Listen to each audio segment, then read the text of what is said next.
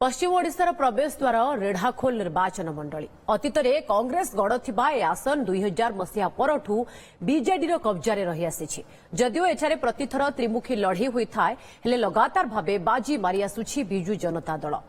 एथर BJD प्रसन्न आचार्य प्रार्थी होता बेले बीजेपी और कांग्रेस प्रार्थी रिपीट करिसेंती। कांग्रेस पक्षरु आशिफ अली खान और बीजेपी पक्षरु देवेंद्र महापात्र प्रार्थी होइछंती। लंबा समय धरी रेढ़ाखोल आसन रे बीजेडी बाजीमात करथिले सुधा एबे शिक्षा स्वास्थ्य पानीय जल भली मौलिक समस्या सुधुरुनी। 2012 रु रेढ़ाखोल शोषक ने आरंभ राजनीति एजाए विराम होइनी। एजाए महानदीर पानी सहरर समस्त वार्ड को पहुंची पारिनी। एनएच 55 संप्रसारण में विलंब, बाईपास निर्माण दाबी, केंद्रीय विद्यालय स्थापन, डाक्तर अभाव भली प्रमुख दाबी गुड़िक एथर निर्वाचन मुद्दा पलटि।